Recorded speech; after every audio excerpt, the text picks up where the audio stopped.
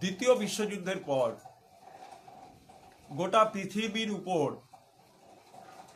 America ধনতান্ত্রিক দেশ, Russia সমাজতান্ত্রিক দেশ, এদের কার আধিপত্য থাকবে সে বিষয়ে দেখা গেল যে আমেরিকা ভিয়েতনামের দক্ষিণ অংশে যেখানে অকমিউনিস্ট সরকার ছিল তাকে সমর্থন করে সেখানে যুদ্ধে জড়িয়ে দিল 1955 থেকে 1975 সালে ভিয়েতনামের দক্ষিণ অংশের মানুষজনকে, এবং বলতে গেলে আস্তে আস্তে সমগ্র ভিয়েতনামবাসীকে।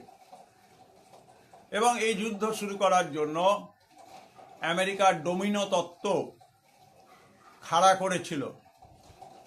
ডোমিনো শব্দটির অর্থ হল ইটের আকৃতির বস্তু। এই ইটের আকৃতির বস্তুগুলোকে পরপর সাজালে সেটা কিন্তু টিকে যায়।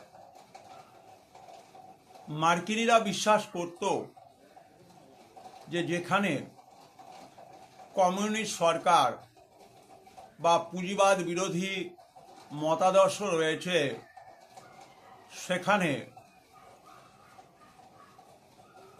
যদি সমাজতান্ত্রিক চিন্তাভাবনা এবং রাশিয়ার প্রভাব থাকে তাহলে আমেরিকা সহজে সেখানে তার অর্থনৈতিক আধিপত্য বিস্তার করতে পারবে না।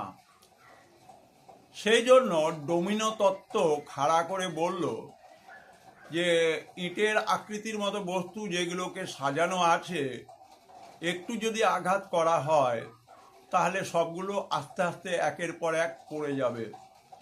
এবং এইভাবে 1955 থেকে 75 সালের মধ্যে America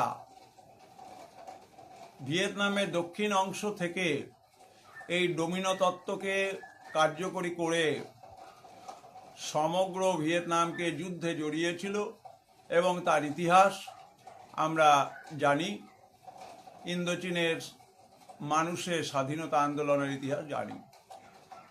in the light off history ইতিহাসের আলো ইউটিউব চ্যানেলে প্রিয় ছাত্রছাত্রী এবং সম্মানীয় শিক্ষক শিক্ষিকা, আপনারা এই কন্টেন্টগুলোকে উচ্চ মাধ্যমিক শিক্ষা সংসদের মোটামুটিভাবে সেপ্টেম্বর মাসে যে তৃতীয় সেমিস্টার পরীক্ষা হবে তাতে ছোট ছোট এই এমসিকিউ এর প্রশ্নগুলো আপনাদের কাজে লাগবে। In the light off history ইতিহাসের আলো ইউটিউব চ্যানেলে আমরা এগুলোকে এক জায়গায় এনে দিচ্ছি যাতে করে আপনারা কাজে লাগাতে পারেন। সবাই ভালো থাকবেন, সুস্থ থাকবেন।